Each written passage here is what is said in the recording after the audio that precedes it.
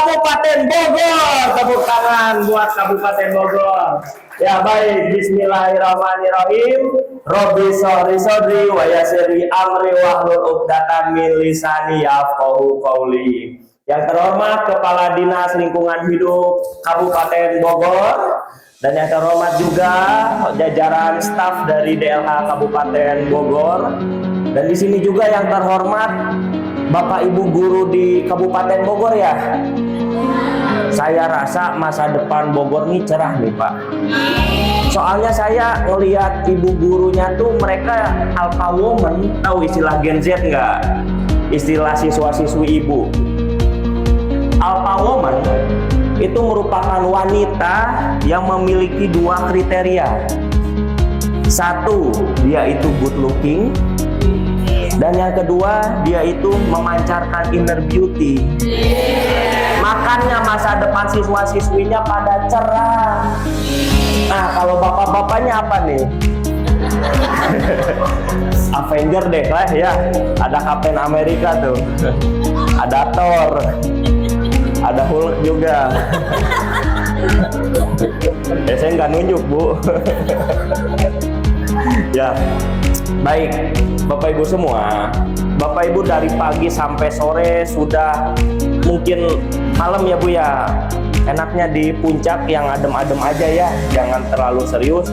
Kalau mau ngopi dulu aja, mau ngemil dulu aja ya. Jadi Bu, ketika kita melaksanakan kegiatan adiwiyata, itu sebetulnya lebih dari sekedar penghargaan. Penghargaan hanya hitam di atas putih saja, tapi lebih dari itu. Kenapa seperti itu? Karena melalui adiwiyata kita sedang menyelamatkan bangsa ini, lingkungannya sedang tidak baik-baik saja. Lihat udaranya, lihat cemarannya, lihat pohon pada ditebang. Ya, lihat sungainya. Kenapa? Dulu baby boomers, sama ada baby boomers nggak? Nggak ada ya? Berarti Gen X lah. Dalam fase hidupnya tidak pernah mengikuti kegiatan lingkungan hidup. Ada nggak kurikulum di zaman Pak Karno bahwa kita harus memprioritaskan lingkungan hidup? Saudara-saudara sebangsa tanah air, ayo kita bikin kompos. Gak ada kan Soekarno kan? Yang ada ganyang Malaysia kan? Dulu zaman Soeharto ada nggak kurikulum tentang lingkungan hidup? Menteri Harmoko ngumumin, ingat kompos setiap jam 4 sore. Enggak kan? Di TPRI ada nggak? Makanya baby boomers dan Gen X ingatnya sama guru ekonomi. Yang penting ibu yang bilang. Ya, jadi karena ikutnya guru ekonomi, whatever lah lingkungan, percis kayak lagu Bento. Yang penting asik sekali lagi. Asik. Whatever lingkungan, whatever sungai, whatever, yang penting dompet buat tebal Bapak Ibu. Yang kedua, kenapa kita adiwiyata? Karena siapa tahu besok anak didik ibu ada yang fotonya di atas sini. RI 1 merupakan putra putri Bogor. Insya Allah besok putra Bogor. Karena dulu dididik sama ibu, sama bapak ibu guru, ketika ngambil kebijakan, ya mikir dulu, saya harus memprioritaskan lingkungan hidup. Saya ingat dulu di adiwiyata kata bu guru, saya nggak boleh nebang pohon, saya nggak boleh ngebuang sampah sembarangan. Kalau kayak gini, mending saya hukum mati para pelaku pencemar lingkungan. Keren kan? Gitu nanti siswa adiwiyata yang fotonya nanti di sini di masa yang akan datang. Makanya bisa mewujudkan Indonesia emas, bukan Indonesia cemas. Kalau misalnya ekonomi kita tinggi tapi udara kita tercemar berat, wassalam, pada cemas semua, nggak bisa jadi emas. Nah makanya dengan adiwiyata inilah cara kita menyelamatkan peradaban manusia di Indonesia, biar bangsa ini terus ada gitu Bapak Ibu semua. Terus yang ketiga Bapak Ibu semua, kenapa kita adiwiyata? Karena di sini Bapak Ibu gurunya berhak hidup yang layak. bahkan bisa hidup sampai pensiun. Bapak Ibu, separuh hidup Bapak Ibu kan di sekolah kan? Ya, berapa jam di sekolah, Bu? Jadi jam 7 Jam? jam 3 Sampai setengah hidupnya kan ditotalin ya Bu ya. 10 jam tuh di sekolah. Jangan sampai ketika di sekolah hidup Bapak Ibu guru penuh penderitaan karena lingkungannya rusak. Bukannya mendapatkan satya lencana, malah dapat anumerta. Mau satu tingkat langsung naik, tapi langsung diumumin di masjid. Ya, saya pastikan hidup ini berkelanjutan. Percuma gitu kita hidup setengah di sekolah, tapi sekolah kita lingkungannya rusak, udaranya tercemar, nggak ada pohon. Itu sama saja menyakiti diri kita sendiri, Bapak Ibu semua. Jadi Adiwiyata itu merupakan investasi memastikan Bapak Ibu gurunya itu pada bisa purna bakti, pada sehat. Nanti reunian punya duit, reuni di Masjidil Haram, bukan di RSUD kan. Nanti saya jelaskan secara sainsnya ya Bapak Ibu semua. Dan yang ketiga, kenapa Adiwiyata? Karena kita sedang mencetak sejarah Bapak Ibu semua. Bangsa Indonesia adalah bangsa yang malas menulis, kata guru Gembul. Tapi saya rajin. Soalnya Bu, sejarah kita gak ditemukan manuskrip-manuskrip Bu yang membanggakan peradaban kita. Contoh, katanya Indonesia itu nenek moyangku seorang Laut. Emang tahu ngapain aja di laut nenek moyangnya? Gak ada kan? Ada manuskripnya Bu.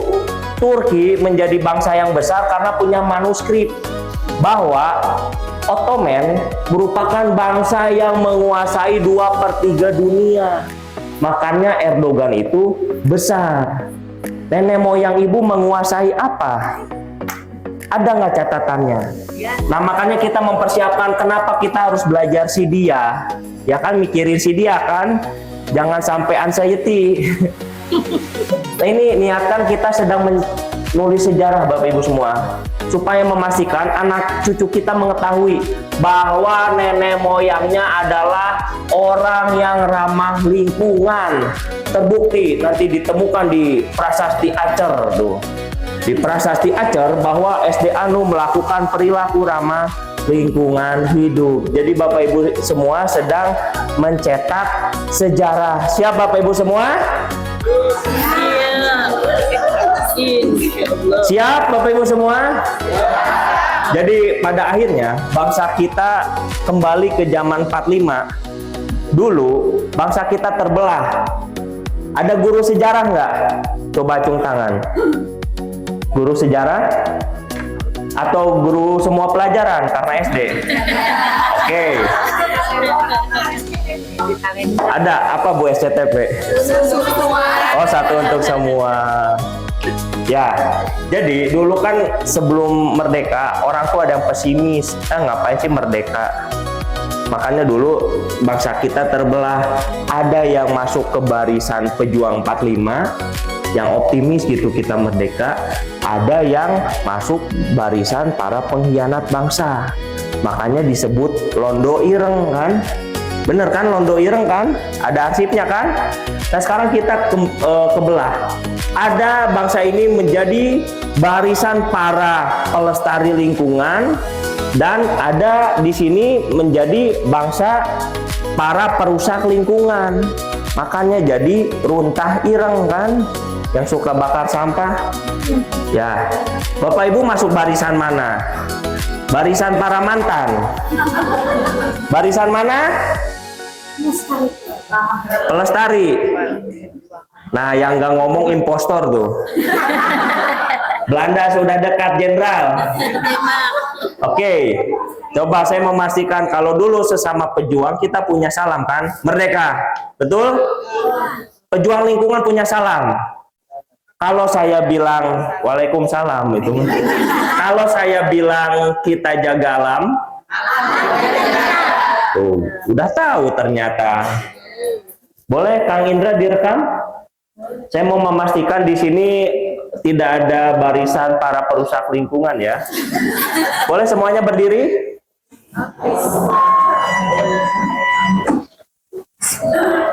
Coba kepalkan tangannya. Kalau saya bilang kita jaga alam, diakhiri dengan kalau saya bilang Jabar, istimewa. Bogor apa? Bogor, berarti Bogor istimewa, Jabar istimewa. Siap? Kepalkan tangannya. Kita jaga alam. Kita jaga alam. Kita jaga alam. Bogor, Jabar.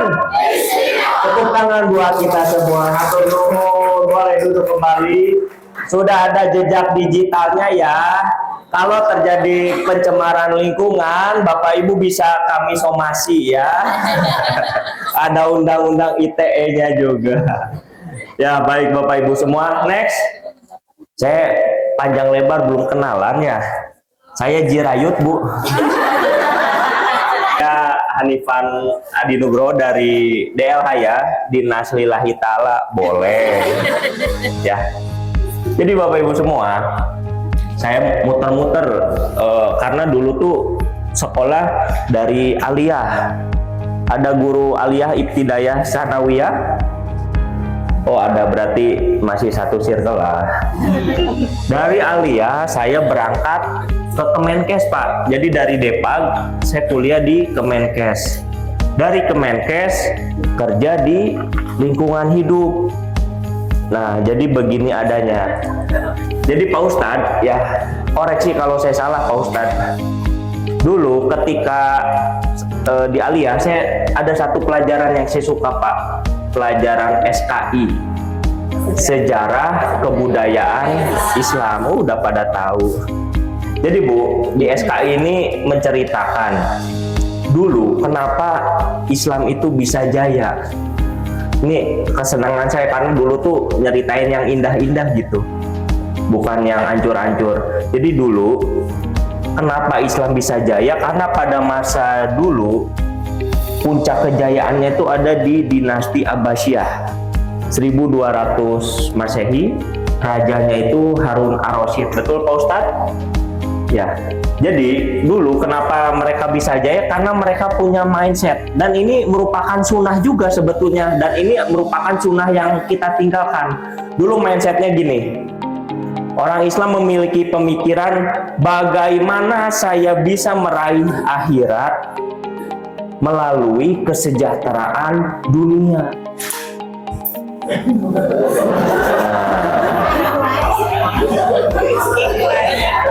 Siap Kapten, siap. Tony Stark datang ya. Lanjut ya.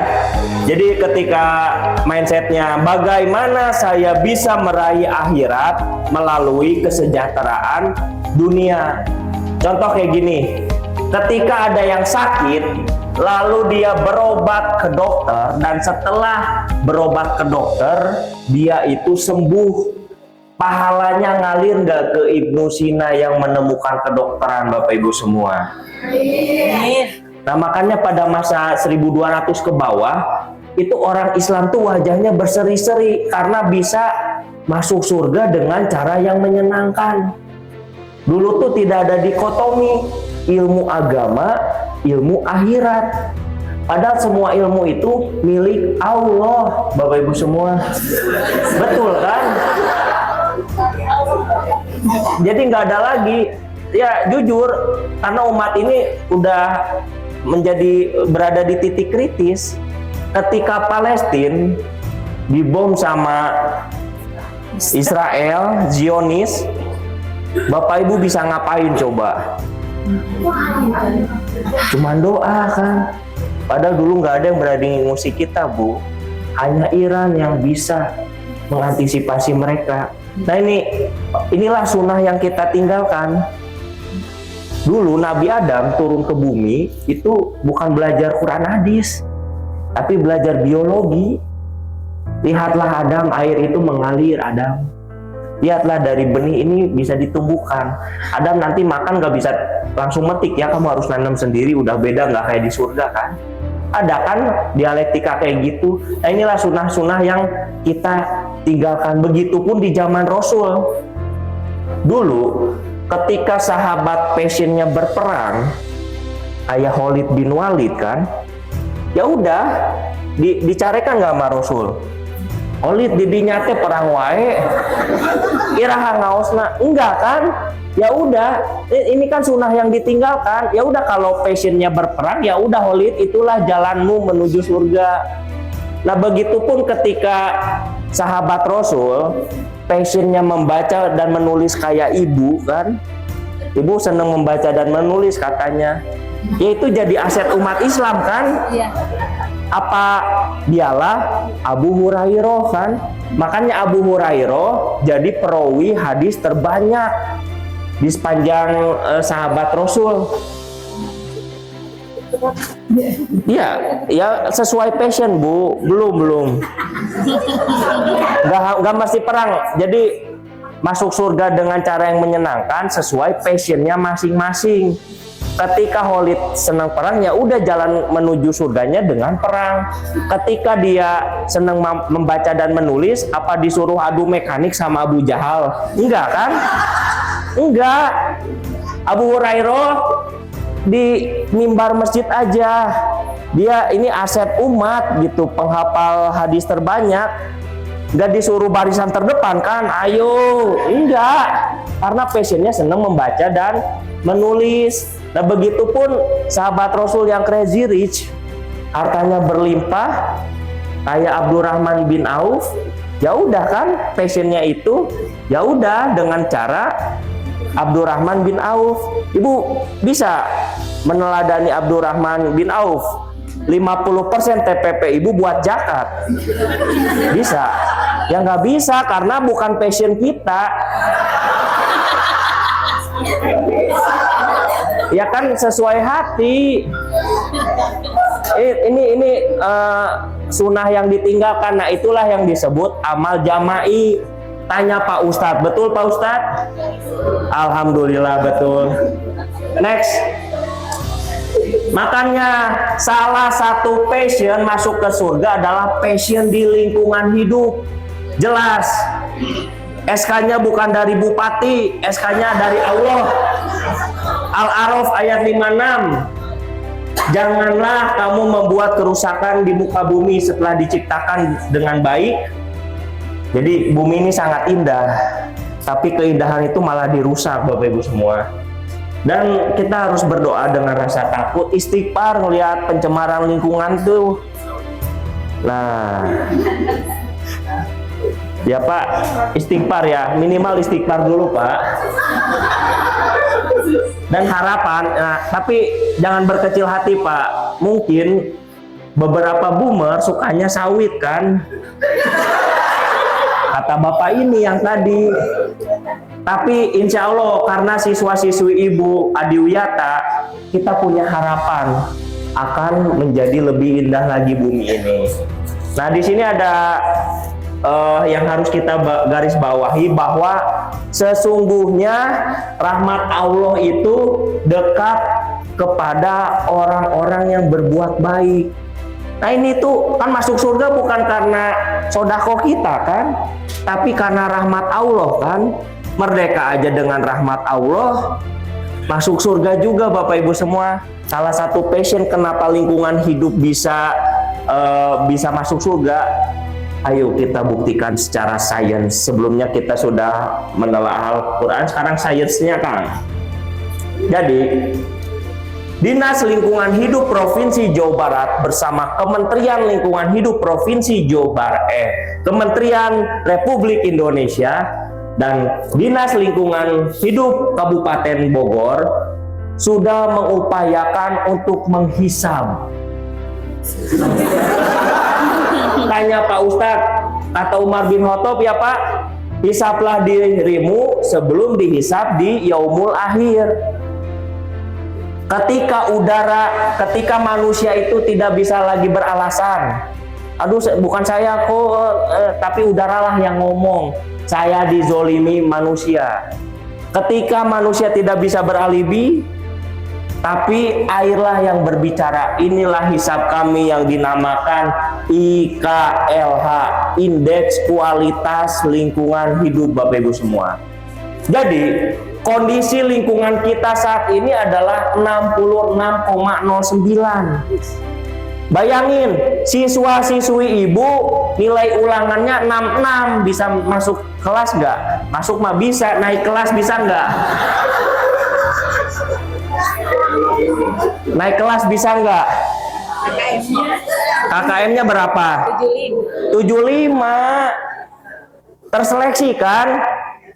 Begitupun lingkungan, kalau kita nggak remedial, kitanya lah yang terseleksi alam. Kalau siswa-siswi ibu kan terseleksi nggak naik kelas kan?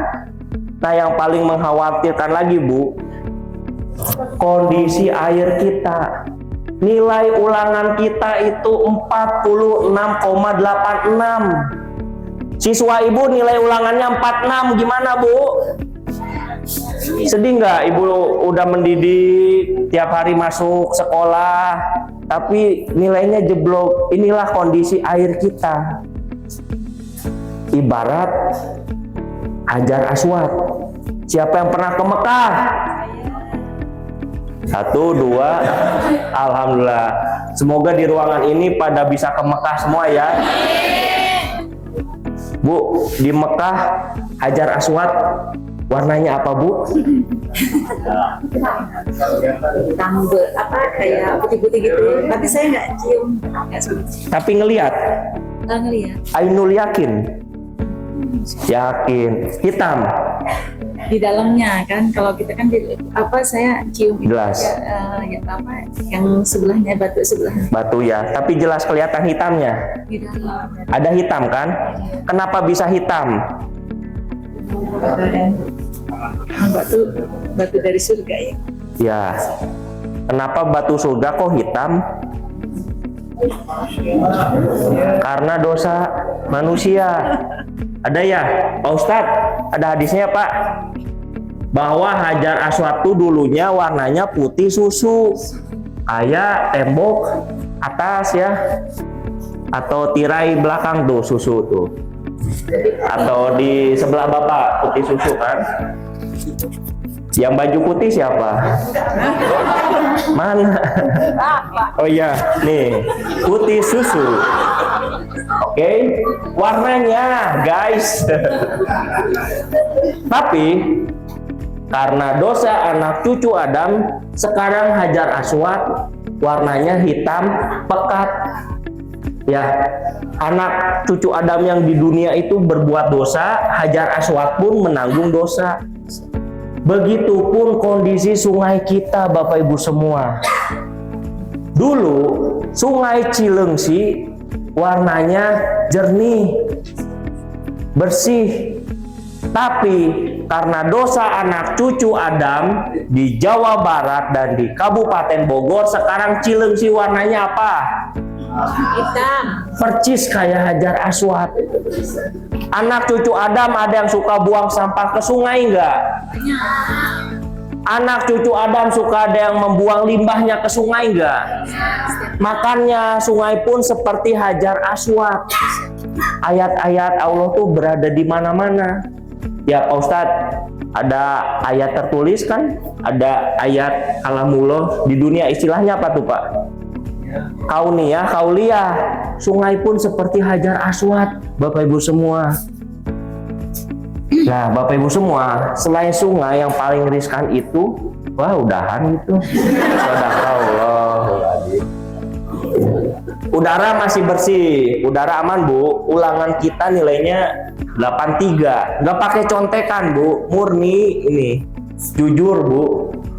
Terus indeks kualitas air kita, air laut cenderung masih baik. Makanya kan masih bisa healing ke Dufan kan, ke Pantai Ancol kan, atau ke Pangandaran, atau ke Pelabuhan Ratu lah yang dekat. masih 88, tapi nggak menutup kemungkinan masa depan generasi Alpha dan generasi Sigma itu nggak bisa main ke pantai kalau lingkungan ini nggak dijaga. Ya kan kayak baby boomers dulu bisa nyemplung ke got kan? Coba milenial pernah nggak nyemplung? Enggak, kita udah nggak kebagian sungai karena indeksnya semakin sini semakin merosotnya. Kalau nggak dijaga, masa depan Sigma dan Alpha bisa kayak gitu Bapak Ibu semua. Siswa nggak tahu sungai. Iya, nggak tahu sungai kan.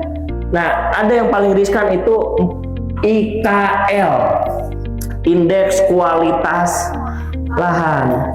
Ketika manusia itu tidak peduli lagi terhadap pohon,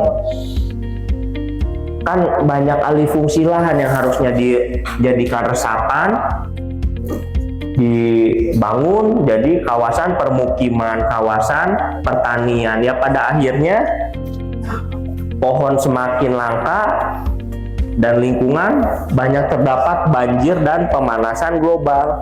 Manusia tidak peduli lagi terhadap pohonnya. Padahal ini merupakan salah satu passion yang bisa mengantarkan kita masuk surga. Contoh, coba di ruangan ini yang di rumahnya punya pohon. Di rumahnya bukan di sekolah. Ya, halamannya. Oke. Punya ya. Insya Allah ini deposit masuk surganya itu insya Allah mudah Bapak Ibu semua. Nanti kalau minta ditolong ketemu di akhirat, minta tolonglah yang punya pohon ya. Bapak Ibu semua, tahu nggak manusia sehari berapa kali bernapas? Ada yang tahu? Ada yang tahu Guru IPA? Sehari manusia itu bernapas 30.000 kali dalam sehari. Bayangin, dari pohon ibu berapa manusia yang telah bernafas dari oksigen yang telah dihasilkan? Berapa manusia? Satu manusia aja 30.000 kali berapa juta manusia yang telah bernapas. Makanya insya Allah gening sirotol mustaqim mudah ya Allah. Padahal amal saya pas-pasan. Kok bisa ya? Oh ternyata pohon saya lah yang mengantarkan saya ke surga. Sudah dibuktikan secara sains manusia bernapas 30.000 dan dari pohon tersebut berapa manusia yang telah bernapas.